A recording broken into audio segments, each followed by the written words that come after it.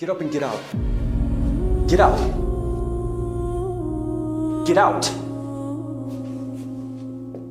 I have a question for you. Say Christ is Lord. Say Christ is Lord.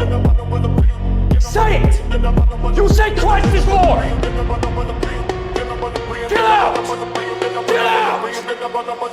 Christ is Lord.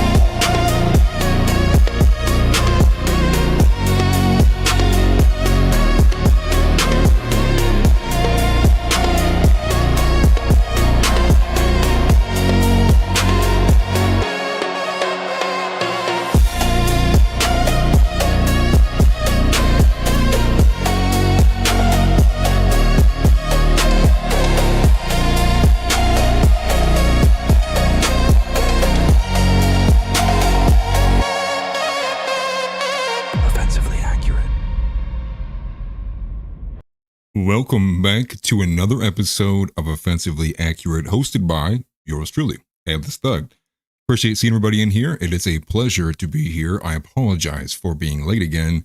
They are putting me to work like I am black over at NAV. It is crazy. I'm getting whipped like I'm Matt Walsh at the Daily Wire. No, all jokes aside, no, I'm actually doing it of my own accord. I have been working like a dog to build the new intro and put all of the motion assets together for the introduction for the Groiper report. And I'm not going to show it now, but I will show the finished product here at the end of the stream. So when we get to the end of the stream, you guys will see that I am very excited. I was up until 4 a.m. making it, and that put me behind for everything I was doing today. So much so that I even had to end up canceling a pre-recorded podcast I was going to do with a fellow pastor, a local pastor of an area here. He's been actually helping me do work for an older series I used to do called What's Wrong with Church. So I'm trying to get a hold of him as well. And there may also be another returning guest, a cop. No, I don't want to hear no LA Chargers talk. Listen, my boys are playing tonight. We need them to win. But with that, though, there's just a lot happening at NAV. It's hard to keep everything, all under wraps. I'm kind of losing my sanity at the end of the day. But there's just a lot of stuff happening at NAV, and it's all good. So the Groiper Report is going to be hosted by me and Josh, probably more so just me this Saturday, for anyone who would be interested in that, from 8 to 10 p.m. on the NAV channel. That is at nav_creators, if you want to find that on YouTube. Factions also launched yesterday from NAV. And that's Zeb Boykin and John Ward's little baby they are making. Now, John Ward is very, very, very creative, and he is extremely, intelligent for one, but he's also good with the back end stuff. So he's making these idle games, and he's sending all this other stuff to these programmers and coding and things that I literally have no idea. It's man, I just talk into a microphone. I know how to edit videos. My job is done. I can't really take it much beyond there. I'd be happy to learn though. So check that out if you've not already. That's going to fill the lunch slot. That's going to be 12 to 2, I think is what it is. Or maybe it's 11:30 to 1:30. I don't know if they've set it in stone there. But yes, I saw that comment. The Chargers are good. I've actually been excited to see how well they've been doing so far. It looks like Justin Herbert's very healthy. But you guys didn't come here for sports ball. Although I wish I was a sportscaster some days. It'd be a lot easier. So the overview of today is that everybody hates Candace Owens, and it's actually extremely disingenuous, believe it or not. And here I am once again, flip flop, defend Candace, attack Candace, defend Candace, attack Candace, defend Candace. And I'm going to be honest, I call things how I see them. I'm honest with myself. I'm honest with you guys. And one thing I thought was funny actually was yesterday or 2 days ago when I did my live stream when I was recording for the show. I obviously threw everything together. And it was funny to see that the America First episode that followed suit later that night was almost identical to the same topics that I covered. So maybe that's a sign my acumen is getting more accurate on what to pay attention to. Forgive me. But there's a lot going on with Candace Owens. We'll pull some tweets from Clint Russell. We're going to obviously watch the Steven Crowder bit. That's the one that's getting people more irritated because Steven is being extremely disingenuous in one of the claims. But zooming out, the reason why everybody hates Candace as well, some parts of that are obvious. It's because a clip has been circulating once again by someone who goes by the name of Milk TV. I'm not sure who his official name is, but that's what like his little brand is. And this clip is circulating, and it is in the slightest, it is the slightest implication almost. And you would have to like be extremely nuanced in it, and then also like clip the latter half of what she says to even begin to make that argument. So what you end up having is a lot of people going after her. It's the same usual actors. It's everybody from Seth Dillon, Babylon Bee, basically the Zionist pundit grifter class, right? It's Joel Berry, it's Abby Libby, it's Nosopher Knowles. It's the same usual people. Then you throw in there now Clandestine, who is a bigger X account than it was publicized that this guy has like over like some millions of people blocked. It turns out that he's actually very pro-Israel. Now, a lot of people have been having a mass exodus from his account. Laura Loomer. And the funny part is you have Clandestine and people like the Quartering and many others who are like, she directly insinuated that Trump was behind the Charlie Kirk assassination. Then you look at like Loomer and some of these other ones, it's like she implied that it was Trump. And so you have here part of the game, they're giving it away, which is they're not even coordinated enough to be on the same, be aligned in what the actual accusation is here. So you have some people going so far as to say that Candace Owens did indeed make a direct claim that Donald Trump and the Trump administration, could go back and forth, both of them, are behind the Charlie Kirk assassination. We're going to watch that clip. We're going to watch Steven Crowder's response to that clip, and we're also going to cover some of the reactions from that too. Beyond that, we have, more illegals causing accidents all over the highway. That'll be part of it. We have a two-part of a community submission today. One of them is, once again, an illegal Indian has killed multiple people on the road, causing a massive traffic pileup. And even in the dash cam footage, the sad part is the fact that where he wrecks, obviously, the sad part is that people died. But even more so than that, where he finished, as he's like wrecking where the truck stops, is it rams into where another truck had been pulled over to the side of the road and was like either getting repairs or was getting towed somewhere. So, but massive damage on that. And I would imagine many people's days were destroyed. Obviously, families were, lost loved ones. But the amount of fallback and blowback and the consequences of having illegal Indians driving in this country when they, quite frankly, have no idea how to drive is tremendous, and we need to stop tolerating it. And then I think probably the main featured story of today, and something I would imagine that Nick will cover pretty intently tonight, is the fact that we have Trump threatening Israel publicly. Now, this was born out of supposedly a symbolic vote. Well, let me go back a little bit. This is born out of the fact that Israel has violated the ceasefire over 80 times since it was struck over last 2 weeks ago. 80 times in 2 weeks. We'll cover a little bit from what Nick had to say on that. But furthermore from there, supposedly the opposing party to the Likud party, which is the ruling party in Israel, had a symbolic vote in the Knesset, which is their Congress, if you will. And that supposed symbolic vote was for annexing the West Bank. So understand that while this peace deal is going on, we have all of these like CENTCOM troops. It's like, everyone's very, very, it's like the Wild West, right? Any quick motions, it's all over, right? Gunshots start flying. But what do you have at the end of that is you have the Israeli government saying F the peace deal, and they're having a symbolic vote to annex the West Bank, giving a very provocative, tone, and obviously undermining the peace deal. Now, J.D. Vance inquired when he said he was in Israel, and even Politico corroborates this, is that it was just symbolic. And that was all, and it was from the oppositional party that wouldn't actually really be able to do anything unless they had Likud party support. The reality is some of the people in the Likud party did vote for it. Now, I think it might have only been one, but they claim that the one in the Likud party who voted for it was just mad because he didn't get a certain position. So there's plenty to break from that story.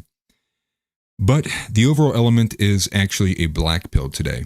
And the reason why is because this is actually coming full circle from everything that is this chain on everything I am and what has made my YouTube successful. And that is the fact that many people from the beginning of Nick Clippers being allowed, per se, on YouTube, is that one of the most consistent comments I've gotten, and it stayed here, it's this idea, this concept hanging over everything, is this idea that at some point it's going to all come crashing down. That at some point that it's going to snap shut. Or that there's a nefarious reason as to why they have, kind of pulled back or receded, on the censorship. Now, in light of the fact that you have multiple of these group chat leaks, whether it's Pauline Gracia or the Gavin Waxman with the Young Republicans, it looks like, as Nick says, that they are purging a lot of people out of the space. Pauline Gracia, which I should have covered more in depth when I covered it a couple of days ago, he is actually walking away because right now he does not have enough votes from the Republican side of the aisle to get through the Senate confirmation, as far as I understand it. So maybe he'll revisit that. We'll see. It's looking like the pendulum is beginning to swing in the other direction. Now, this is more so evidenced by what I also said was the bigger story, which was the fact that this man in Texas was doxxed by X, largely the group between Josh Hammer, Laura Loomer, Seth Dillon, and I think a couple others. He got extradited to Florida. We covered this in detail, and now he's facing charges. He's facing 3 charges, and I think all 3 of them are felony charges. The only issue is for the most part, when people were looking at that story, all that they had to go off of was what was published by Seth Dillon. And what was published by Seth Dillon did not, and even in, like, you would, again, similar to what we're going to talk about with Candace Owens, you would have to like make great argumentation and multiple point argumentation over why that would meet the burden of actually being a credible, death threat. And people didn't like that, right? People didn't like the fact that there was nuance there. Now, Nick said on his show, and I'm not sure how he got this information, maybe I just wasn't paying attention, but I didn't see it when I was getting all my show prep done, was supposedly that the ones that went to Laura Loomer and Josh Hammer were much worse, and they were much more direct and explicit. Now, this would be the point where I'm hopefully not going to make anybody mad, but I would hope that we could all agree that that actually is bad. That is not representative of who we are. That's not representative of what this movement is. We as Christian nationalists do not post death threats like the left online. Although I can completely understand the anger and the frustration in knowing that we are being controlled and owned and operated by foreign influence for the most part. But I think that actually does, if you want to define the lowest base level of what actually would define low IQ anti-Semitism, it would be that. It would be making your entire account handle, Zionists are scum, and then the only thing you ever post about in replies is how you want to harm other people. And because what does that do? Well, our strategic objective, the victory condition, if you will, of our side is America being free of this control. But what makes that harder is when you give ammunition to the enemy by stuff like that. So with that, that's an overview of what we're going to get into. Obviously, smash a like button if you haven't already. If you haven't, I assumed you're just gay or a woman. But with that, let's get started, guys. Straight through, offensively accurate, that's the view.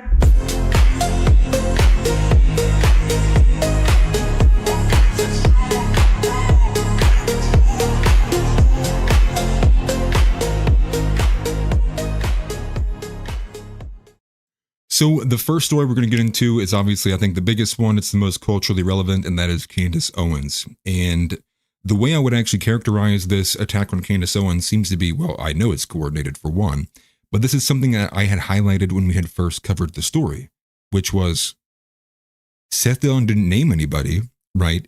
He ever so subtly posts, he replies to his own posts from the update on what was happening to the guy who got extradited.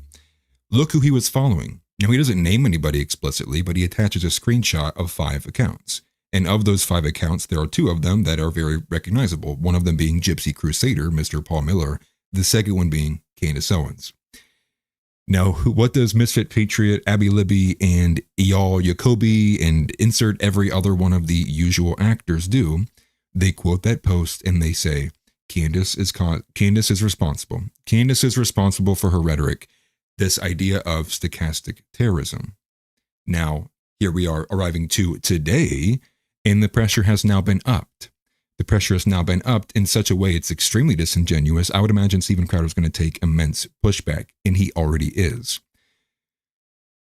This clip, I actually don't know if it was actually part of her her regular show. I think it was actually part of a members-only series, something to do with a book club, I believe, because it's not her usual setup. And again, I don't follow Candace that intently. I listen to her regular show when she's, covering a major story, but I don't follow her book club or any of her smaller stuff. And that seems to be where the clip was taken from.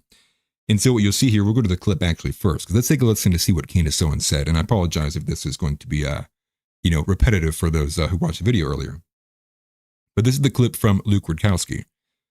Let me swing it over here to the actual screen.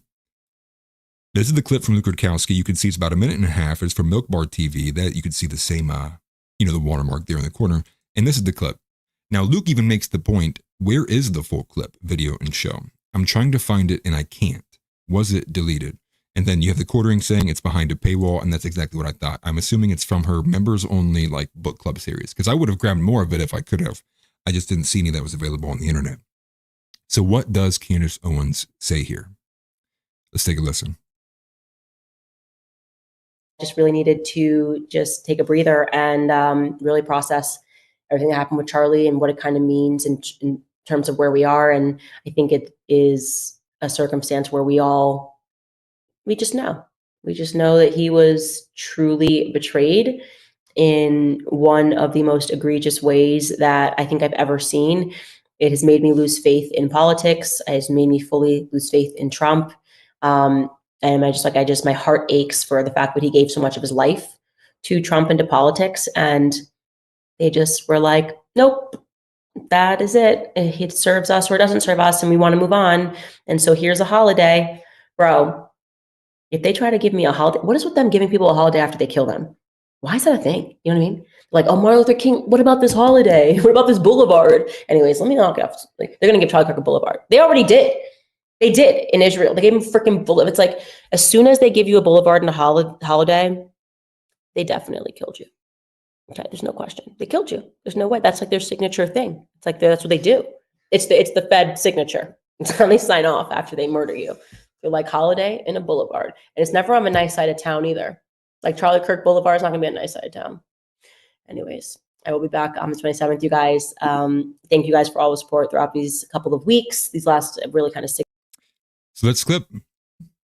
That's the clip, guys. That is the clip that sent Steven Crowder into a spiral.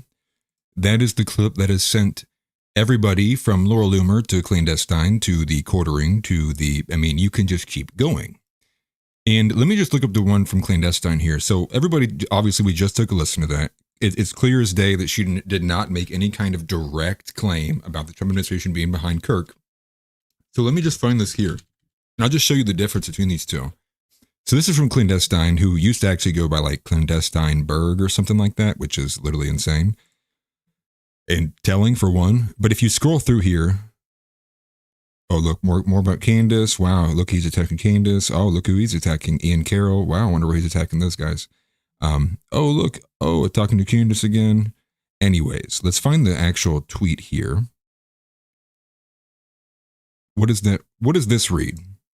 Clandestine. This has almost 1 million views, almost 10,000 likes, directly accusing Trump of killing Charlie Kirk. What? Are you serious? What? And then if you go to Laura Loomer, because she knows how to play this game a bit better, obviously she's been in it for a hot minute, and she's let me find this. Well, actually, this is going to be miserable. She tweets so much.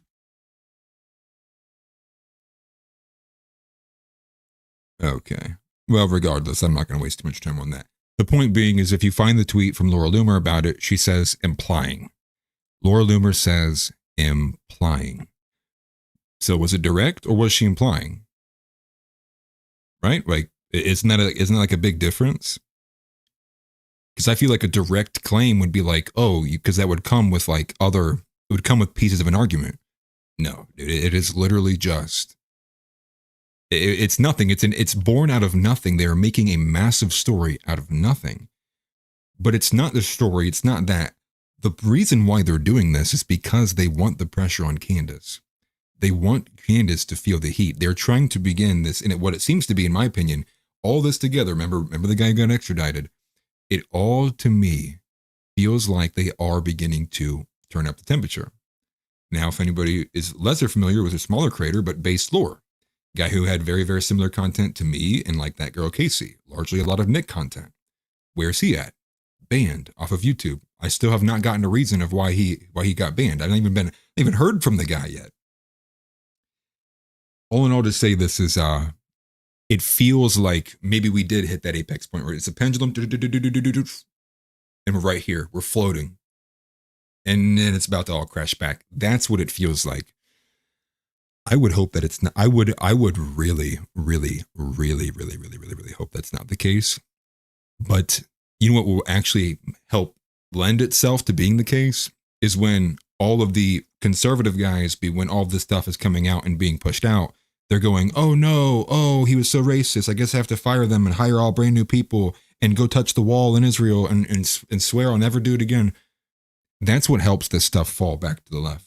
What would help prevent it or be at least a stronger barrier to it would be at least be what JD Vance is doing, which is saying, I'm not disavowing my guys until you disavow your guys.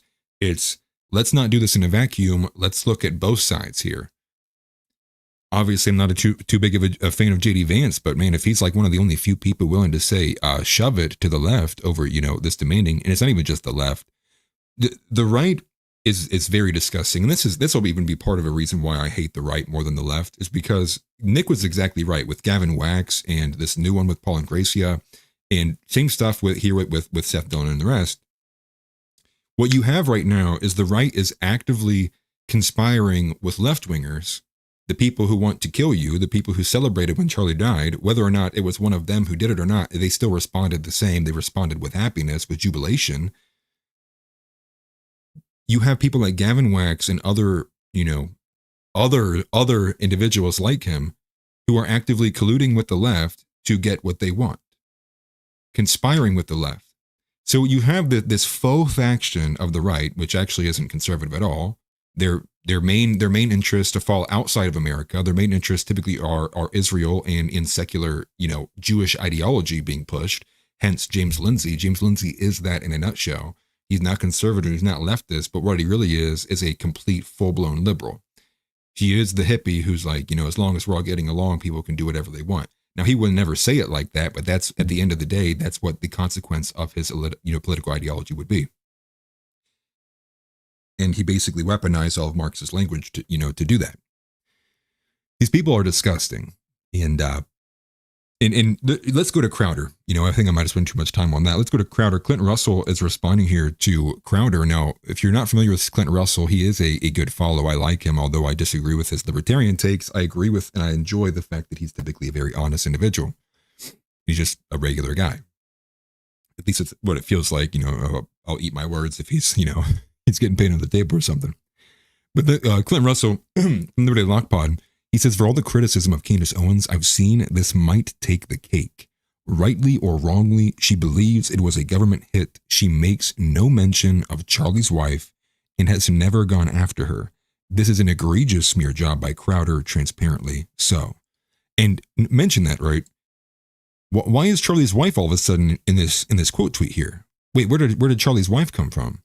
And that's because that's what Steven Crowder did. Steven Crowder injected Erica Kirk into this thing. Now you'll see his quote post here, almost over a little 1.1 million views, and good, it's getting a lot of response to it. Steven Crowder says that you can watch this clip and draw one of two conclusions. You can either, so here's the binary.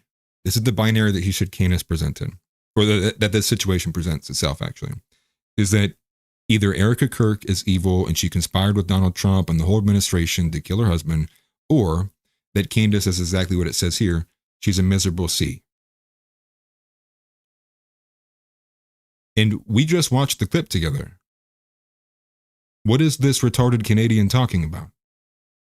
But that's the point, is he's really not talking about anything. He's just doing what he's being paid to do, which is apply more pressure onto Candace.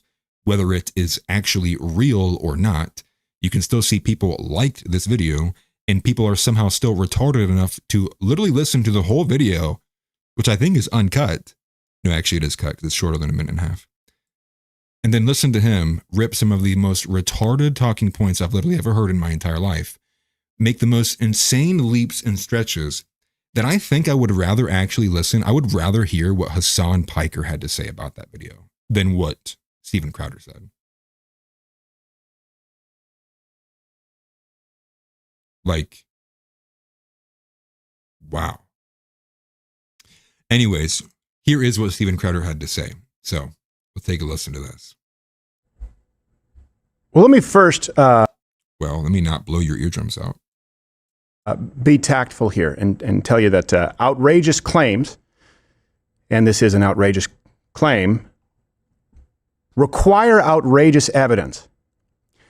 Of course, as is par for the course, none has been presented. What did Candace claim again? What was her like big outrageous claim that she said in that video? And I made this point in my own video earlier today. Like the biggest claim that she made was, why do they always name streets after? Why is that always a common thing? These governments and these foreign actors get these streets named after the people that they actually assassinate. I don't think that's a pretty outrageous claim at all. And I know that there might be an out, a weaseling here saying, oh, well, I said the Fed, not the Trump administration. I said a boulevard in Israel. It's pretty clear, not clear. What she said was, they, the Fed, give you a boulevard when that's a sure sign that they have killed you. You know that they have killed you. He was betrayed in the worst way possible, giving so much of his life to the Trump presidency. And that's not what she said at all. I actually caught this on the video too. She says Trump in politics. Is Trump the only person in politics? Dude. Yeah. Dude, great comment. Hey, Steve. He's at go right now. He's getting to 7K. He'll come back around by next month. Dude. It's just like, but the idea here is like, they can refer to so many things. Who is they though, right? They can refer to the Jays. They can refer to the deep state. They can refer to Israel. They can refer to the FBI. They can refer to the CIA. They can refer to donors. They can refer to, there's so many things that could actually fall under they, that for us to have watched that and then Crowder take such a faux substantiated position here. I mean, Nick, he didn't even need the Candace, what's the word? He didn't even watch the Candace video. He could have done this whole thing without watching it because his entire premise is based off of the delusion, off of something that didn't even happen.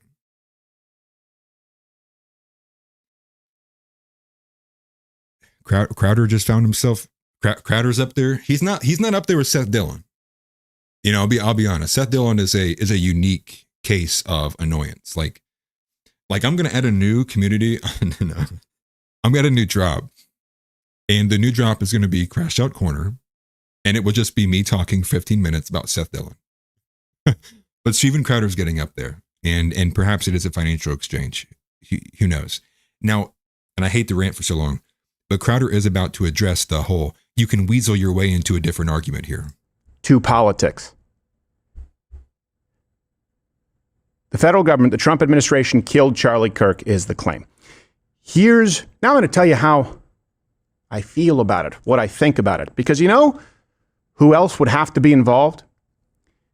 And this is the implication, of course, by design. And you can see the response with people out there saying, oh, well, then anyone who's close to, this is an inside job. You know who's really close to President Trump? And you know who people are now saying stood to gain? Well, Charlie's wife, Erica Kirk, who has now been put, Candace, with that language, with this accusation, has put the wife of Charlie Kirk, and she'll say, that's not what I tried to do. It is. It's the result. Erica Kirk. Imagine saying that Candace was the one who put Erica Kirk in the target line. When how long is this? This is like a 20-second lead up of him having to give all this contextual information of why Erica Kirk is relevant to this story. Really close to President Trump. And you know who people are now saying stood to gain? Well, Charlie's wife, Erica Kirk, who has now been put, Candace, with that language, with this accusation, has put the wife of Charlie Kirk, and she'll say, that's not what I tried to do. It is. It's the result. Erica Kirk in the crosshairs.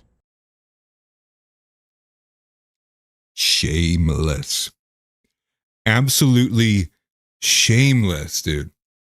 Erica Kirk was not mentioned one time, literally at all. Yeah, it was people. Absolutely shameless, man. And the telling part is like, he goes, that's a 30-second lead in. He's like, well, you know who else has to lose? You know who else is going to be targeted because of this rhetoric? Who he's like, he's got to throw all these parts out there because Candace didn't say anything to that effect at all. And the idea here is that now Steven Crowder is the one who injected Erica Kirk. If anyone is culpable or most guilty of Erica Kirk for this specific instance, this just clip itself, we can talk about Erica Kirk in the whole, and that's another conversation. But this specific instance, Steven Crowder is the one who is explicitly inserting Erica into this when Candace made no claim. That is disgusting. Absolutely disgusting. And no wonder Mug Club failed. It's not like you have to look through 6 degrees of separation. Now I'm going to make you do this because this is annoying, and he plays this. He plays this as if like this humanized them. He plays this as if this moment across the country, everybody was like, oh my gosh, wow, this is the greatest thing ever. Yeah, the pyrotechnic funeral, the WWE, like Cowboys, Wrangle Star and Levi jeans are coming off the walls. Like, I don't even know what's going on. You got fireworks shooting off. You would have thought Charlie Kirk like came back to life the way that this was going on. Like, this wasn't a funeral. Very poor joke and a poor claim there. But, and I had made this point, many others had commented the same. Even my own mom, when she watched this, was like, I feel like something's going on. She was like, this doesn't seem normal. This seems, artificial. This is kind of fake. Crocodile tears, if you will. And the fact that that Crowder tags that, he tags that as like, look, guys, look how real and impersonable and human they are. Bro, who eats this up? Who is the 17,000 people who like this shit? Are we that retarded, guys? Is America that retarded? I want to have more faith. Kirkomania, brother. Dude, that's a good one. That's a good one. Yeah, just dub the John Cena. 17,000 likes, man. 17,000 likes. And I'm sure it'll get more. So what else does he say? There's like 30 seconds left here. See post after post and article after article with both Kirks, but certainly Erica praising, thanking President Trump, discussing how important his support has been. So if the Trump administration, if the Fed killed Charlie Kirk, look, there's no middle ground here right now. Either Erica Kirk is evil and was in on it, or Candace Owens is an evil cunt. I hope I'm being really clear about that. I don't even have a response to that. Steven Crowder needs to be handed a straitjacket and ushered into a softly padded, a pillowed out, soft white walled room, and he needs to sit there for as long as it takes for him to recognize, hey man, when you're ready to talk about what you did, you can come out of the room now. Like, it's obvious, man. It's obvious that it's very transparent. They're just trying to smear Candace. They're absolutely trying to smear Candace. And it's all personal attacks. The thing was like, had there been some like actual substantive nature to this, instead of Steven taking this route of, oh, Candace is like this evil, C, and I'm not going to say it. My wife hates the word. And it's also, I'm trying to be family friendly and not cuss. I'm not going to say a C word. I'll say F sometimes.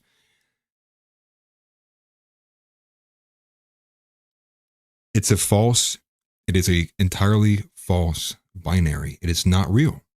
It is entirely not real, but the pressure is going on Candace. And the reason being is, well, because they want to tear her down. And if Steven Crowder wanted to actually be legitimate, right? A substantive response to this would have been, here's the evidence of why it's Tyler Robinson. Here's this video of Tyler Robinson that can be, can't be debunked. It's like entirely like, how can you deny this very objective evidence? But there's none. He has nothing to appeal to on that end. So what does he have to do instead? Well, he's just attacking her character, calling her evil, roping in Erica Kirk, trying to pull on the heartstrings of all of the sad and fat and old boomers who are still in the MAGA crowd, who are like, but now she's America's sweetheart. How could Candace have said those things? Because they're retarded. And again, I'll say it for the millionth time, every creator in this space, period, whether it's in politics or not, they take advantage of the fact that the average person is retarded. It is do, then ask for forgiveness later. It is don't ask now, ask later. That's how most people treat it. And so lo and behold, I wonder how Steven Crowder responded to this. Honestly, this is like career like ending, dude. This is like, for a lot of people, I would imagine if they hadn't already woken up to the fact that Crowder is basically whether he's just basic controlled opposition or he literally is a paid asset against American interest, most people are going to fall off the train with this one. You can't make such egregious claims when nobody trusts anything. Period. But then again, maybe he has confidence in the fact that his audience is retarded, and maybe he won't see much fall back from that at all. But I would imagine he'll see some kind of pushback, some bit of clapback. But and Clint Russell had one follow-up tweet before we move on to the next topic here. And this is just another quote again of like this, right? And I saw many of these. I don't know who this Jennifer Say girl is, but multiple women came out, whether it was like Abby Libby, the usual actors, saying that Candace Owens needs to be like locked up and she needs to be put in into the nut house. And what's funny is Clint Russell saying she's saying things I don't like. We better force her into the nut house and medicate her until she shuts up. Yeah, she's getting the Kanye treatment. All right. She definitely is. And I will definitely go to the super chats here. I apologize. On this scene on my screen here, I had an issue with my alert system, so the super chat doesn't come in on this one, but it does on this one. Let me go up here because Lord of the Ree had one earlier, and I appreciate it greatly, brother. He says, hot take, they're both dumb. That is true. I definitely do. Trust me, I'm not going to sit here and say Candace is high intellect, but I'm not going to sit here and straight up lie like Steven Crowder do. If anything, it's similar to that Ferryman's troll post where he was like, I don't know what to think, but judging off of the way that people are reacting to what is being said, it's making me believe. So it's not that anything directly being said. It's more so if I'm watching all these people smear and attack Candace and I know what side of the aisle those people are on, that's kind of a signal to me that I need to be on the other side of that. If Seth Dillon and Steven Crowder and Misfit Patriot are all over here, I need to be over there. I don't even need to know what it's about. I just know from anecdotal experience and in extended lurking and extended just being around this that I know those individuals are my enemies. They are my political enemies. Those people are the ones who will conspire and collude and work with the left to damage me and assassinate my character and take away any ability I have to exercise any freedom in this country simply because their interests are better served by being pro-Israel, secular Jewish Zionist. It's just what it is. And the part that even makes me crash it even more is Dillon. You know, when Seth Dillon constantly makes these comments about Christianity, but then this whole thing is phrased, this whole thing with the extradition of the guy is like, he's attacking me as a Jewish conservative. And it's like, yeah, you constantly hide your identity. You constantly use white Christian as a shield when really when push comes to shove, you will claim one identity and one identity. Seth Dillon, telling you, man, the series is coming. My 10-part Candace Owens anti-Seth Dillon series, it's coming. It's on the way. And it may be 10 episodes of me just yelling. But it's coming. And it's on those notes that Netter is not getting any better. And Netter is no enemies to the right. And what I mean by that is Netter isn't getting any better is because this obviously is an extension of that. The pressure is still being put on Candace Owens. Or Matt Walsh, forgive me. Pressure is still being put on Matt Walsh. Abby Libby put out a tweet earlier today. Take a look at this. Look at this gay thing. Look at this, just this stupid gay thing. From Abby Libby, it says, I don't know what anyone thinks I have to gain by challenging Matt Walsh. It sure feels like I have a lot to lose, and I feel heartbroken. I can't silently watch him push the right to ally with the people who have wished death and suffering on me and my babies for years. And why does this fall on deaf ears? Well, because Abby Libby has famously called for the death of Palestinian children multiple times. I guarantee, I've not looked in the comments yet. I bet you I'll find that screenshot. Hold on. All right, there it is. Do it. Didn't take very long at all. In this tweet, you can find it on almost any tweet of hers. Because she's always trying to play this pathos, emotional argument of woe is me, all these people are so evil and mean, and here she is. The Palestinian Society cheers dead Israeli babies. I don't care if their children die. They deserve to watch their children die. No more mercy. And then what is she saying right now? What is she saying now? Oh, woe's me. Matt Walsh. I have to attack Matt Walsh because these other random people said stuff to me about my babies. Rules for thee, not for me. And that's because she's not on the right. What is this? What is this? What is this, Abby Libby? The right. Well, for one, you're a woman. You actually really can't exist on the right without a husband. But she, she posted a picture of her with Matt Walsh, and she's like, it's so sad I have to do this. I didn't want to have to do this. Like, it's all a disgusting game to them. It's like, I can't even begin to put myself in the shoes of somebody who lies to that extent, who is willing to like go on these stories, right? And ignore, like a horse with blinders, ignore. But that's not even really what it is. She knows what she's doing. Her interests aren't in here in America. Her interests aren't Christian. Her interests aren't our interests. Her interests aren't aligned with the Christian nationalist interests. Her interests, yet again, are aligned with Seth Dillon and his view of the world. And that he wants it to maintain this 2012 liberal status where gays and blacks and it's multiculturalism. It's not conservative. It's not right wing. So it's this abuse of it's this abuse of the right. It's abuse of as conservatives, right? And it's getting close to what's the meme, right? My fellow white people. It's the same things happening on now categorically two different elements. My fellow conservatives, right? My fellow Christians. It's now categorically we were faced with these three, faux we's. And that's a major problem. Subversion in politics is a major problem. Subversion is actually a huge problem on the right, and it's actually much less so a problem on the left. Because the left in its entirety is actually just subversion. The right wing is continually being subverted at such degrees, it is wild. But that is why we have to hold their feet to the fire. That is why we have to define no. Just like Zeb, we got to get this series going. What is an American? No. What is a conservative? No. What is a Republican? No. What is a Christian? No. On every single element, Seth Dillon and his ilk has to be opposed. And the reality of the problem is the fact that we have allowed them is probably a poor choice of words, but the problem is the fact is that they are speaking for us. They get to, because they have 100-some-thousand followers or whatever it is, they get to say we. As if because they have the number and they get some likes online, that they are a representative of the movement. But the reality is that has been going on so long that they have convinced even the people inside the movement that those are the interests that they should want. The subversion has gone on to an insane degree, and it has to be stopped. Thank you very much, House, for the super chat. Uncle House put the super chat, and he says Republicans punch right and shake hands with their liberal donors. Paul Gottfried, 1987. Very true. And thank you very much for the donation, brother. I appreciate that greatly. Thank you. And and Matt Walsh had a good quote tweet over Abby Libby as well.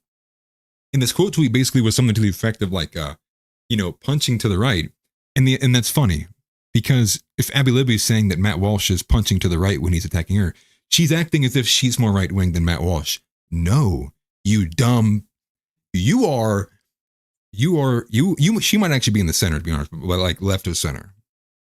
Like, and you're punching like way over the Overton middle line and hitting Walsh. You're the one punching right. But again, I don't expect women to understand concepts or have good ideas. I gave up on that a long time ago. But here is Owen Schroyer. And the reality is the difficulty of it is the fact that it's also coordinated. Now we know about the Influenceable campaign and how these things get coordinated. They basically send posts to each other. They copy and paste it. We had instances of this with DC Drano and Chad Prather. I don't know if that's how you say it. I hate country music, and I hate guys who do country music even more. I think it was DC Drano, but they had literally verbatim the same tweet, word for word, posted within a couple minutes of each other. And that was for the Epstein Files Phase 1 release. Most transparent administration ever. And their posts were something like that. Most transparent administration ever. Why this is such a good thing for the Trump. And that was before, and that was as people were catching on that the whole thing was a scam.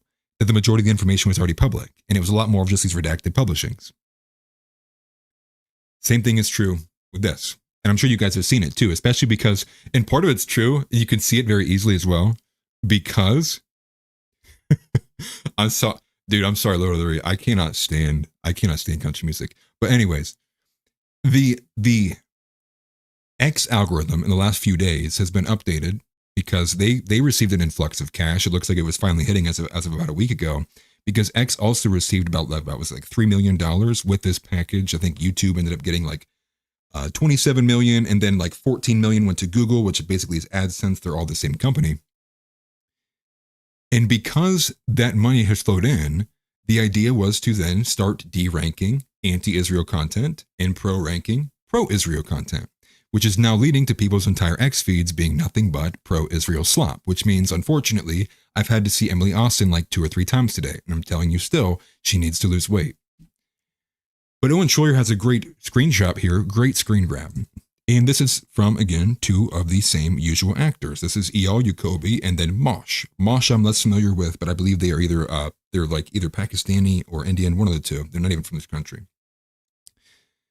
And he says, who coordinates these posts? And you can tell they are almost identically the same post. Now, and you can see here too, from the screen grabs from Owen Schroyer, they are almost, again, about an hour apart from each other. Not even from each other. They are posted very, very close in the same time frame as each other. And that is because the majority of politics is just an exchanging of hands of money. Simply how House had put there earlier. Now, that's just the typical status quo of how the right typically does it. But that's all this is. The majority of what you see online, that's what feeds into the dead internet theory. The majority of what you see online was because somebody paid to put it there. And how often are these running? But we have no idea about that, because America doesn't have a strong, what is America's mechanism to know if something's propaganda or not? Now, this is something I've been saying for quite some time, and I'm glad Marjorie Taylor Greene took the initiative on it as well. But we need to be able to see paid sentiment on post. The same way that steak ads get immediately community noted if they don't have the correct disclosure. The same thing needs to be done for all these people if they do a pro-Israel post. And I don't care if it's attached to the 7,000 thing. I want to know if somebody's attached to any level of payroll, any level at all of any payroll period, where it is contracted in that they can't, disparage Israel, anything like that. If they have even the slightest bit that removes their ability to be objectively neutral on foreign interest, it has to be put there, period. And I wonder why, though. Where is the hunger for that to be put in law? How long have we been dealing with this? Where's the hunger for that? It seems like a pretty easy thing to implement. If X can do it for steak ads, we can't do it. I mean, obviously politics would be a bit harder. But you probably have to force some people's wallets open. You'd probably have to force some people's information over. There'd probably have to be discovery, and I'd imagine there'd be lawsuits. But I'm going to be honest. I think that is one of the top political initiatives that we need to be chasing, is No More Foreign Monies Act. We need to be able to see exactly what is going on. Everything gets filed under FARA, and if it's not filed under FARA, it's illegal. Period. Now, and if there needs to be fines attached to that, and how far does that need to go, we can talk about that. But the foreign influence has to begin to be peeled back. But the first thing in order to get that is we need to be able to have some mechanism that can, for one, check it at the door, and also, two, be able to monitor it. Because if you have foreign influences in your country, you want to be able to see it from when it started and it stopped. You want to be able to see everything about it. You don't want to let that run rampant and have free reign, and you just trust that it won't do something bad to your country. National security threat. So on to the actual featured story of today, though, that, enough of the cultural war kind of drama, if you will, is kind of what I would imagine is going to be picking up, and I imagine Nick's going to talk about quite at length today. And that is the fact that Trump publicly threatened Israel. But why did Trump publicly threaten Israel? And it wasn't any kind of we're going to attack you or any kind of threat like that. It was basically a threat of, we will not give you our support any longer. If you behave this way, you will lose U.S. support forever. And I believe that was the exact quote. Israel will lose all support from the U.S. Now, the first person I'd seen this from actually wasn't the Trump post from the Unusual Whales account, but it was the J.D. Vance one. And the J.D. Vance one very, very took me off guard very, very much. Or I don't even know if I said that. That's not even the correct use of English language. But it was like I felt like I was in a dream. I was like, what is this from? What happened here? And I'll show you the video. So this is from AF Post, actually. And what this video is J.D. Vance, who's very pissed off. And what he says here is Vice President J.D. Vance criticized the Knesset's vote on the West Bank annexation, calling it a very stupid political stunt. And it's exactly what I'd said earlier. The Knesset had supposedly, it was symbolic, voted for the annexation of the West Bank, directly undermining the peace deal that Trump and pretty much the entire administration has been wrapped up in trying to get down. And this comes off to me almost like they're pissed that Israel's making them look like idiots. So as I had said earlier in the overview, in terms of the actual, the vote itself, it supposedly was symbolic. And when I looked into it, it did only get one opposing party vote, which would have been from the Likud party, which is the ruling party. And they argue in Politico in that article there that the reason why he did that was because he was irritated that he didn't get a certain committee position inside the Likud party. So it was almost like a throwaway vote. He was just angry and wanted to like let it get across. Sure, I guess.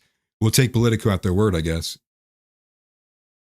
But it's kind of crazy because this is maybe one of the first times you've ever seen a public instance of a president, a U.S. president, threatening to move away from Israel, which is kind of wild. And all of this is on the back of the fact that there's this 20-point peace plan that is basically vague. And I had even made this point when I pulled up the peace plan when in imagery too, because there's some of these maps that go along with it. And it seems like they're these like nonsensical lines drawn everywhere. It doesn't seem like it was really based around anything. It was more so just like, and on this day, you release this many hostages and you move to this line. And then on this day, you release this many hostages. And then it wasn't even like all agreed to. Like Hamas never agreed to all 20 points. It's only in part. So like not even the whole thing's actually been agreed to. But it's the fact that what everyone knew was going to happen. It's in Israel's history. It is what they do. It is what they're known for, which is not being a peaceful nation. They violated the ceasefire. But they didn't just violate the ceasefire. They violated the ceasefire 80 times. 80 times. No joke. It's almost unbelievable that you can actually violate a ceasefire that many times. And it did it in 2 weeks. So I have this graphic here. Sorry, I was struggling to find it. This graphic's from Ryan Rosbiani. He's probably some Palestinian guy or whatever. But this graphic here, Israel's ceasefire violations. So October 10th, they killed 17 Palestinians. On the 11th, they killed 35. On the 12th, they killed 7. On the 13th, they killed 3. On the 14th, they killed 6. On the 15th, they killed 8. On the 16th, they killed 4. So it's not even that they broke the ceasefire 80 times and it's like these like compounding things. It's like on many different days, they were violating the ceasefire over and over and over again. And wasn't this like supposed to be the big win? The peace deal in the Middle East, wasn't that like the big win, right? We got what we wanted. Trump was completely right with striking Iran. The enriched uranium that we never touched and no one even knows where it is. And they still don't know what their levels of capability are. There's no deal on the table for them to go back and get monitored again. You were sold a false bill of goods. If you were in the MAGA camp, you were sold a false bill of goods. It's as simple as that. It's because they lied to you about what are the objectives of each of these nations. And largely they lied to you about what Israel's objectives are. I called this months ago. We all called this months ago. Anybody who knows anything basic about the history of the Middle East, from Scott Horton to Dan McKnight to Nick Fuentes, you saw it coming before they struck the deal that this was going to fall apart. And that's because, it's almost like they're liars. They are liars. It's and could you imagine trusting any entity that like lied about the Epstein files? Like here we are, like how did the Epstein files falling out of the news cycle? I think even arguing on any element of trust with the current administration when we don't have the Epstein files is like, miss me with that, brother. But anyways, it's because Trump and the right wing and Republicans at large, MAGA, are consistently obfuscating the reality and the truth behind this subject. And that it's because Israel's objective, their strategic and long-term actual conditions and what they want to accomplish isn't peace. It's not It's not that they have a two-state solution. Their strategic objective is multifaceted, but it is this, largely Greater Israel. Consequentially, from Greater Israel is the hegemony, the ability to basically do whatever they want in the region with very little pushback. And third, one thing that Fuentes talked a bit about, but I don't know how much in length he had went, is they want to maintain this low level of conflict. And there's multiple reasons to maintain a low level of conflict, but for one, it helps aid the argument when that's happening for years and years and years on end, that you get to leverage in front of the public, the court of public opinion, in front of the world, and you go, look, everyone's attacking us constantly. They're always attacking us. It must be because they uniquely hate us. And then they can sell that argument. They also want to maintain the low level of conflict because it continually allows them to maintain a certain level of military operations. No one has to ask because the idea, the base level idea that everyone's kind of the wool pulled over their eyes is that all of these unique factions hate these people, so they just have to be a very militaristic society. But you were lied to. And here we are. We've made it. I mean, it was struck in June for it's the middle of October, end of October, I guess you could say. And yeah, looks like there's no peace deal there. And if anything, I would imagine this is probably going to rope back in like a bit of Iran too. We'll see. All in all, you were lied to. I mean, everybody here probably for the most part knew that, which is why they're probably not listening to people like Tim Pool and otherwise. But how does MAGA even exist at this point? The amount of copium required to still be in the MAGA, the Trump train, right? Believing on Trump, you either have to be Jewish or retarded. That's the only people that can be left in that camp. MAGA, in terms of its official identity, is dead. The idea is alive, but I don't know if we'll ever see an actual kind of coming together under that MAGA banner ever again.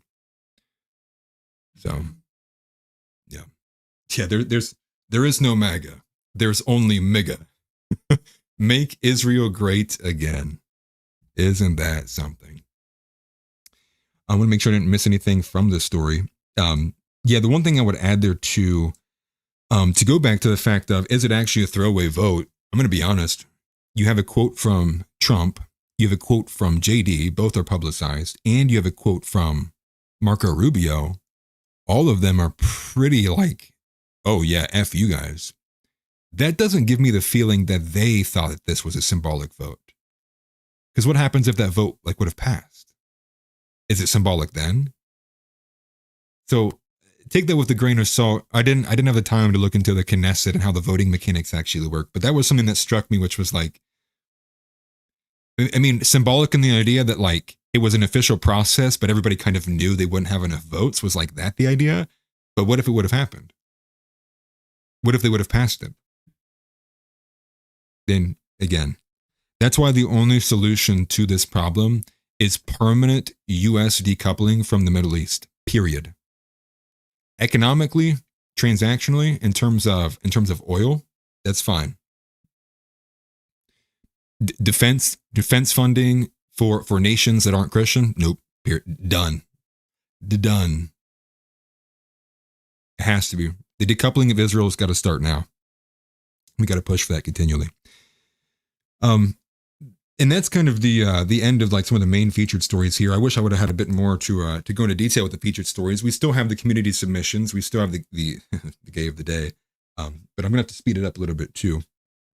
I'm actually running out of time as well, and I'm sweating. And I wish I didn't feel so bad too. That I feel like I was over the flu pretty quickly, and then it's kind of just staying around, sweating constantly. But this is a story that made me think that I need to have the crash out corner. A Swedish court ruled that a grape did not last long enough to deport a refugee. No joke, an Alto Norland Court of Appeals decided that Yazid Mohammed is not going to be deported after serving his sentence because he did not grape a 16-year-old minor long enough. Not even joking to you. Not even lying. Now, obviously it's Sweden and I care less about Sweden, but holy man. Now, he cornered her in a pedestrian walkway, and then he assaulted her because she ended up actually missing the bus after she was working a McDonald's shift. but a 16-year-old. And guess how long he's serving? 3 years. He's serving 3 years, won't be deported. I want anybody who's a man, a woman can do it too. Anyone who's a father who has children, put yourself in those shoes. Put yourself in those shoes. You're in the court case hearing. Your daughter has been violated to an extreme degree. It's taken, and this happened in September of last year, by the way. It's taken a year for your case to even be heard out. And they tell you, actually, it wasn't that bad. It wasn't even that long. Yeah, it's your daughter, but like he wasn't even doing it for that long. We can let him stay. And then serve a 3-year prison sentence. This is why Crash Out Corner, the segment has to be added, because like that's all I want to do. I mean, imagine being that father having to choke that down. Imagine being that father on the car ride home. You think music is playing in that car, or is it dead silence because of the disbelief of the sentence that was handed down?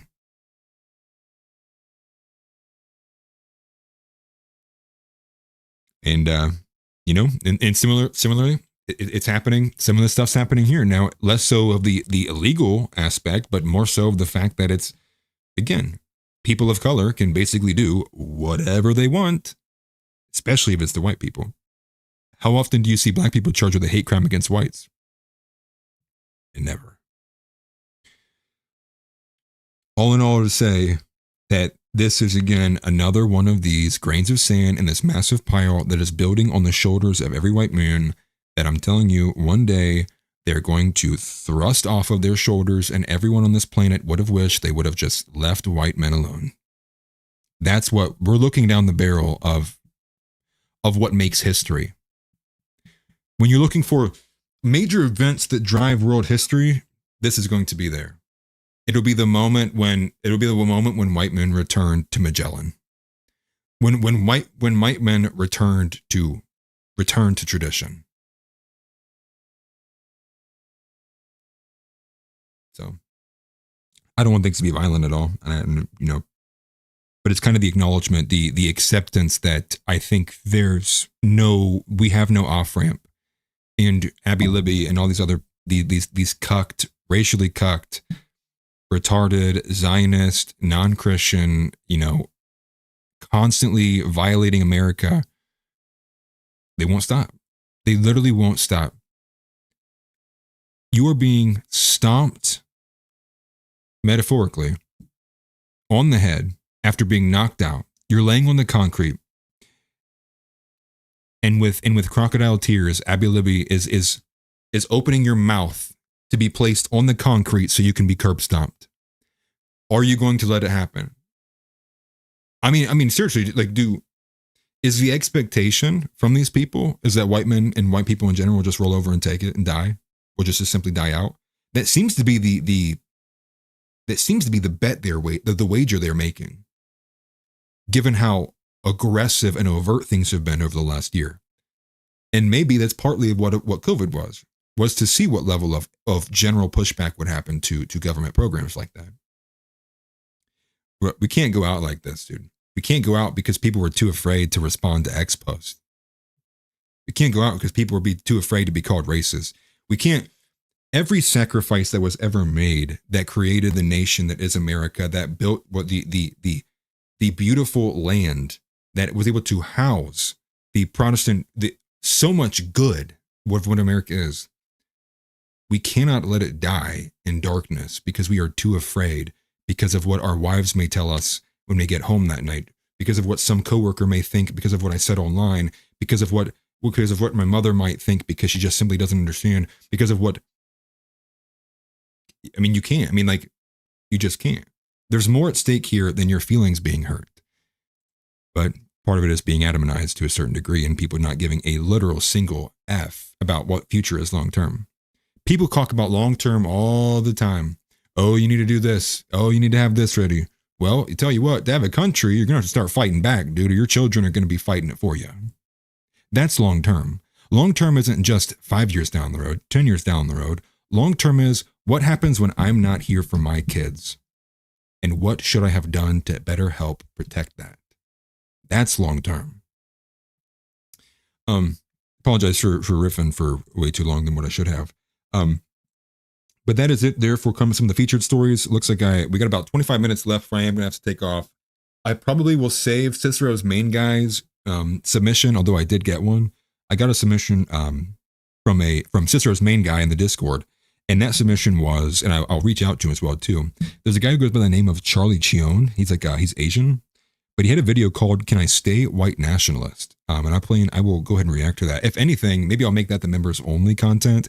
Is I'll react to that video, and I'll give an answer of if he can stay or not. But I'll put that on screen. Well, no, it'd be too hard to put on screen. But it's from Charlie Cheon. Has about 33,000 views, 4,000 likes actually. It's a really good ratio. But he says, "Can I stay white nationalist?" So I'll react to that. I'll probably make that the members only content for this week. I'll get that posted on Saturday, I would imagine. The other one, however, is about the illegal Indians from our very own House AI. So with that, let's get into the community submission. This is today's community submission. So the community submission today is more illegal Indians. More illegal Indians running you over, wrecking massive 18-wheelers. Now, the article here is from Zero Hedge. It was sent to me by a house. I'd actually seen some of the posts from it on X. And it's exactly what you think it is. I mean, this guy looks like he literally just came from 9/11. Obviously, we know who is really behind it. But the point stands. And so, as the story says right here, it says the illegal alien from India killed 3 people in a horrific crash in San Bernardino County, California, while driving an 80,000-pound tractor trailer intoxicated. And even more so, he can't even drive. He's driving drunk. So yeah, maybe there is a new stereotype incoming. That's actually funny to think about that. Indians can't drive. Maybe it literally is only whites can drive. Is that the case? I'd put the article on screen, but it's literally covered in ads. But they released the dash cam video, and that's what I wanted to put on screen here. This is what I want to put on screen, not the bright white. Trump is Hindu now. Well, he did celebrate Diwali, so I'm sure today. And what is it? Isn't the day after Diwali? Yeah, it is. It's the Gorhaba festival. They throw poop at each other. But this is the video that was obtained by Homeland Security, or was it Homeland? Yes. And you can see here, it's just intense. And you'll see as the end, he literally craters with a flaming semi into another person who was unfortunately just trying to get their vehicle going. Now, I imagine wrong place, wrong time. That guy was probably not having a good day. But the point stands, this is unacceptable. And the idea that we have this many that has supposedly have these licenses in this country, and then at the same time, you also have this idea that there's job shortages, and there's all these trucker jobs that need to be filled, and they can't. And it goes to a lot of this labor market stuff too, like the U.S. jobs as well. Jeff Younger did a great, talked pretty well at length about that. But this idea that all these American jobs are being posted, basically being shoved behind actual job posting boards, and then they do that to say they did offer it to Americans just so they can come on the next day, give it 12 hours, pull it down, and then give it to an Indian. Or give it to someone in a foreign country, whether they're Venezuelan or whether they're a Filipino or they're from Thailand, whatever the common country is. There's about 5 or 6 of them now that we keep pulling from. And it's just sad because now 3 Americans are dead. I mean, I don't know who they are. I didn't end up looking up who the actual individuals were, but it's unfortunate. It could have been you, it could have been me, it could have been anybody in this chat. It could be somebody who I've never met in this chat that maybe watch me every single day. And now I'll never get to talk to them because an Indian decided to drive drunk and shouldn't even be in this country in the first place. That could have been me, my wife, and my daughter. Instantly annihilated, taken off the face of this planet. And I tell you what has more actual temporal value to this nation is me, my wife, and my family. And not some Indian who cannot even begin to assimilate into this nation. It is a travesty that we continually tolerate this nonsense that just absolutely grapes this country. Efficiency-wise, the BMV, I mean, all of these elements that are strained, you have to suffer so that they can spend $4 bajillion on 8 translators, a psychotherapist, and a really good lawyer so that this guy doesn't immediately get sent to prison because he does not know how to act in a first world country. And this is what I mean by not being offended, because I'm sure there's people that might be here that are Indian that are completely fine. Good, be offended.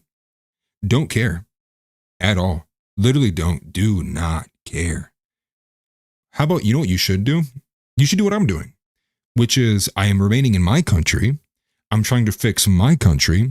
I'm trying to solve my country's problems instead of, I don't know, running away, giving up, leaving, fleeing. And it's sad too, because you see, like, I saw this post the other day about the H-1B, the $100,000 application. And it was sad because so many of these guys on Reddit, who are these Indians, basically said they are going to unalive themselves. Because if they can't get an H-1B, it's that bad in India. And that's our problem. We need poop in our streets. We need creepy Indians on every street corner. Because why? Because your country failed? Like, how is that my problem? And then again, like, I just wonder where the hunger is. Where's the hunger to get these people out of the country? Where is the hunger? Where all of the Tom Homan, you know, oh, Tom Homan's so base, and I'm sure he might be. But he gets the ire of my fire when he got flaunted around like he was this brilliant pick. He's gonna get them all in their families, right? They're saying like the daughter can go too. We'll send them both. Well, all I can assume now is they basically used the guy. They used the guy to get me excited, like, oh yeah. Nothing. Absolutely nothing. Just death. The death of Americans in America. Beautiful. Oh, I love it. Wow, that's great. This is actually this is everything I voted for.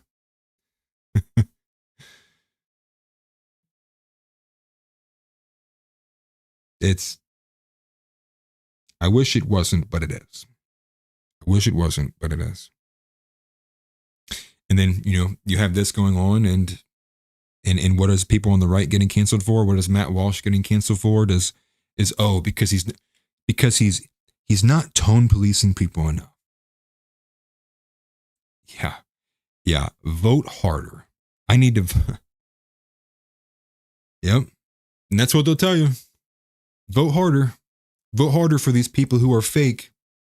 Vote harder for this guy who was who is basically a creation. Vote for JD. Like, he wasn't created or anything at all. He doesn't have a very, extremely checkered and sketchy past. He only had 4 different names.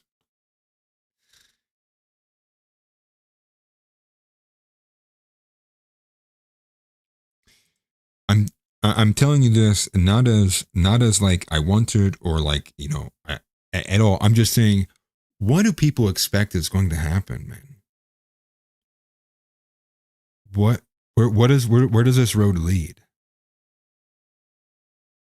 It leads to violence, man.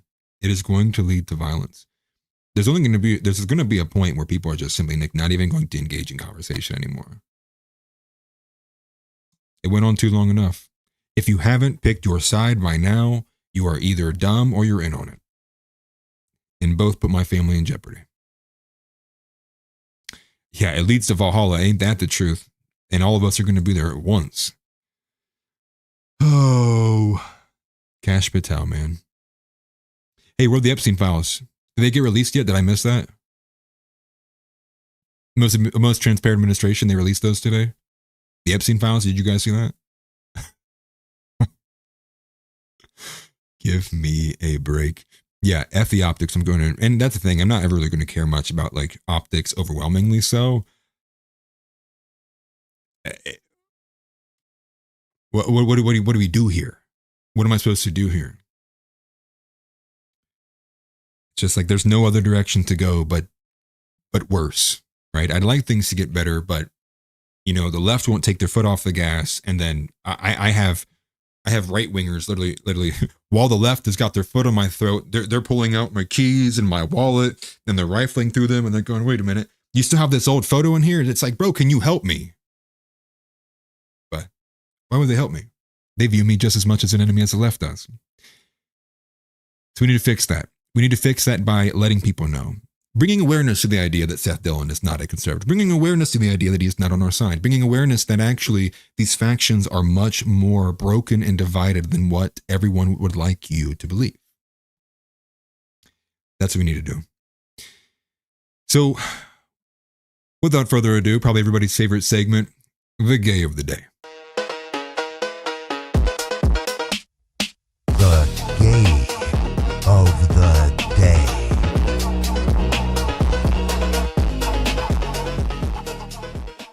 So the gay of the day today is coming to us from Drama Alert, and it's going to be two-parted as well. This is actually just a sad plea from Kanye West, because he's talking about his daughter's social media habits. Now, I think before we play this video, for anyone who doesn't know, let's take a look at what his daughter looks like. This is the result of a single mother home.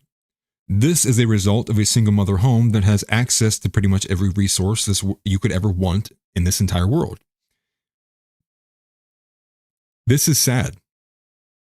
It looks like she's already got some kind of plastic surgery done on her cheekbones. She has face tattoos. She has these weird baby hair things that I do not understand. Her face looks like it's lopsided. She has black girls in. She has all this hair. Probably not even a real hair. Sad. Very sad. Sad in the sense because the man assigned by God to protect her, the person responsible for her, is him, right here. This is Mr. Kanye West. And he was removed from their life. No, I'm going to be honest. I don't think anyone can make a case now that if Kanye would have raised her alone, that they could have ended up worse than this. What, her doing a Roman salute's worse than this? Give me a break. So let's take a listen here what Kanye says. It's probably the most relaxed and reserved I've heard Kanye speak in a very long time. But let's take a listen. Hey, everybody. I just got off the phone with Kim. I told her to stop antagonizing me with this TikTok thing. I said it's never again. I am her father. I know y'all don't respect fathers and the idea of family, and media tries to promote something. I said I am not allowing my daughter to be used by TikTok, to be used by Disney. I have a say-so. And then when people say, oh, they're going to use this for you in court, I didn't have a say-so on whether or not they went to Sierra Canyon. Most men do not, there's no such thing as 50-50 custody with in society today. That's not even, it always leans towards the mom. But right now, and I'm happy that you guys got to see just a small piece of what I dealt with. You understand what I'm saying? It sounds like a song too. You understand what I'm saying? I already get it. I already know the problem. And here's the thing. He's right. He's right on all the elements about family court. And that's all you need to know. The one issue that you can just hold up, you can hold up to the sunlight, you can take it like a dollar bill to a fire to see secret message. If you hold up family court to a Republican, what will appear on the court order will be not conservative. And the reason why is this has been one thing I have been on the back of for a long time, which is family court. You, me, I, he, she, we, them, they, he, my daughter, my dog, that turtle over there, that possum. They all know family court's one-sided. They all know it's a broken system. And everyone and their brother has either been personally affected by it, they know someone personally affected by it, or they have not yet been personally affected by it and will be in the future. And that is the idea that the family court is a rigged game in this system. It is largely meant to turn men into wallets for women, and single mothers are the worst thing that can happen to a child.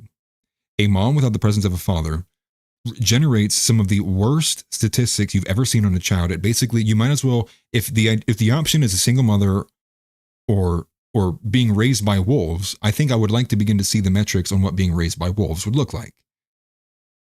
Because these single mother metrics is like, if the father leaves, you might as well just hand the child to a prison guard. Here you go, another one. And then when you look at the statistics for men, single father households, it is almost statistically no different than a two-parent household. Republicans, conservatives, what is that supposed to be synonymous with? Christianity, family unit. The idea of living for something greater than oneself, the cohesion of that, the family unit being the building block of society. There's how many different state family courts in all these nations across the country, and not a single conservative fights them. I think the national average is something like 89%. The female wins 89% of the time. On its surface, everybody knows that's bullshit. And then when you look at modern women and you see that number, you go, okay, now it's rigged. And then you take it even steps further than that, like in Texas's case. In Texas's case, the judges get kickbacks for every case they assign child support. Most people don't know this. In Texas specifically, and I'm not sure if it's all states, but in Texas, and we'll focus on that because that's where the Jeff Younger story came from. In Texas, what they end up having is there's a treasury allocation that comes from, I believe, the state and a small level, the federal government, which is a ratio percentage amount of if the judge assigns so much child support, they will get a percentage in kickbacks. Now, not directly, it's not like they get a direct check, but the money will then be funneled into like a treasury allotment, which basically goes into like their 401k and retirement fund. So understand that in instances, in specifically Texas, the judges are incentivized to split families apart, financially incentivized. They will have better vacations and better retirements if they split up more families in America. And you're telling me, I mean, I hear about Israel, man. I hear about all of this other stuff. And the most foundational thing plaguing, what I would say the most foundational thing plaguing this entire country is the broken dichotomy between men and women, which leads to bad dating, which leads to bad social just areas. I mean, whether you're at a concert, you're at a bar, it's very toxic. Men can't even walk at night sometimes. Men feel awkward walking behind women because the nature of that dichotomy is so broken and busted. Then you go to the family. A lot of families are broken and busted. A lot of families aren't even managed well. A lot of families operate like it's 50-50. A lot of families have no leader in the home. A lot of families it does not look like what the Bible said the family house should look like. It doesn't look like the father's at the top. It doesn't look like the mother's taking care of the children, and it doesn't look like the children are listening to the parents. So what are we waiting for? This issue's been around my entire life. It's because these people that are representing you aren't conservative. Hell, they're not even Christian. And I know that's not the thing you're supposed to say. You yourself isn't supposed to be the one that makes the judgments, but just like Rhino, these people are chinos. Christians in name only. They use it as a shield to get across ideas or, hide from certain things, or they use the faux version of it to act as like, well, this is why I shouldn't do these things because I'm a good Christian, but everybody go take these billions of dollars to Israel. It's sad, man. And people still eat it up like there's a real conservative like anything in this country. Not even close. There's nothing conservative in this country besides what you can find on the far reaches of like Rumble and like maybe in like here. That shit is not conservative. If we had a real conservative movement, family court would have been, destroyed and dismantled in 2016. But we don't have a conservative movement in this country. We have a parasite that attached itself to it a long time ago, and now it is completely owned and operated by people who only will continually seek out the destruction of those beliefs that should be held by that faction. Major problem, man. Running short on time. I just want to do two more couple things actually. Prayers out for Kanye, and prayers for his daughter too. Like, she probably didn't even have a chance, to be honest. She basically got one-shotted by the rich lifestyle in Kim Kardashian. This is one of the last things I'll do for the gay of the day, and this is the fact that the day after, which I'm not going to show too much, but the day after Diwali, which was celebrated by the White House, is the Gora Haba Festival. And this is where, no joke, and I'm not going to play the video, you can see enough on screen there. This is the celebration. We're being very diverse, YouTube. This is a very inclusive segment here. This is where they celebrate by coating themselves in poop, throwing poop at each other. All of it's cow poop. They eat it. They bake it in cakes. They wrap it up. They make burgers with it. They throw it at each other. What part of this needed to be celebrated by the White House? What part of this needs to be accepted into this country? It's just one big joke, dude. How hard is it to say, you people behave like animals? We don't want that. How hard is that to say? Oh, well, it's going to be hard for JD Vance, ain't it? When his wife is from there, when his wife is Hindu. Expect more. Expect India's Gora Haba Festival to come to you in 2028, hosted by JD Vance. Chat, we are so cooked. I try not to black pill, but brother, we are. I feel like we are so cooked. We're so cooked. There's not enough of us, you know. I don't know, man. It's a good time. Get out of here. Disgusting, dude. We're so cooked, man. I wish you weren't, but I don't really know what else to say. You know, and like I had promised, I did say I would play the Grape Report intro, at least the final version as it sits now. So let me go make sure I can find it and grab it. I'll put it on screen here. I got to go to like my Google Drive or something, actually. Like, the file was like so big I couldn't post it on Discord. I would have loved to post it on Discord, but I just couldn't. Because you can only post like up to 500 megabits or something like that. And it's like just over the amount. So let me find this here. It's in a Google Drive somewhere. Okay, there we go. Let's do it. Let's play it. All right, everybody ready? I'm gonna mute myself. This is the Groiper Report intro, the new one with the visuals added to it. It took me way too long. Ladies and gentlemen, welcome to the Groiper. Tonight, we have some groundbreaking news to share with you. Welcome to the Graper Report. Introducing the most racist men alive. They are shutting it down as we speak. Welcome to the Graper Report. Sexist. Racist. Phobic this, phobic that. Terrorizing women across the country. Telling them to wear clothes. Saying all women are mid. Minorities fear them. The president has them on speed dial. Guess what? Your body, my choice. Brought to you by Frog Aura Maxing.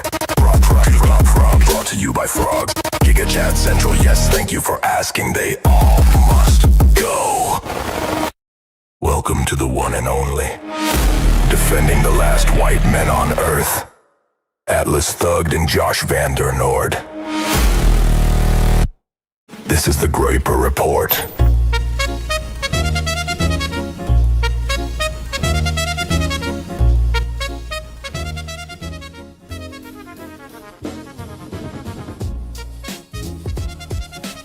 So that'll be the intro for the Groiper Report. That'll be the new intro for this Saturday. Took me way too long.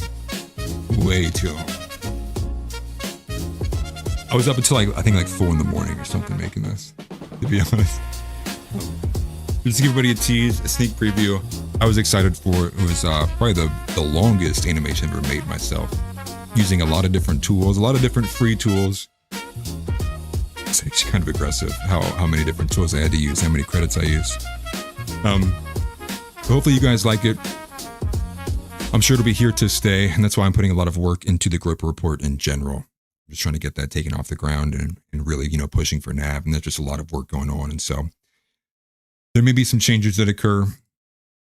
Just in general, I'm not gonna be able to stream 7 days a week. I'm be honest with you, because right now I'm gonna be brought on Saturday for the Grip Report, and I'm being brought on Sunday because that's when the Founder Show is. So I think what's gonna have to happen, it's offensively accurate. We'll move back to Monday, Wednesday, Friday, or maybe just maybe something like that. I don't know if that's the right way to do it, but just that way I can give myself some level of break. That I'm not working constantly. Not even just for myself, but, for my family and for my daughter and, for my wife and for other people in my family, so that I'm not just constantly sitting here at a chair, 24/7. But with that, I do appreciate it greatly. I appreciate everybody for being here. that has been yet again another episode of Offensively Accurate. Smash a like button if you haven't already. If you haven't, I just assume you're gay. So, it is what it is. And with that, though, Christ is King, as always. I hope everybody here is making well and strongly leading themselves down the journey of Christianity and seeking first the kingdom of God. And also with that note, too, deport Kash Patel. He needs to go back to India immediately. And Pam Bondi needs banned from public life, along with all women they need put back in the kitchen, maybe in phases. But I appreciate you guys greatly, and I will see you guys next time. Take care. Get up and get out. Get out. Get out. I have a question for you. Say Christ is Lord. Say Christ is Lord. Say it. You say Christ is Lord. Get out. Get out. Christ is Lord.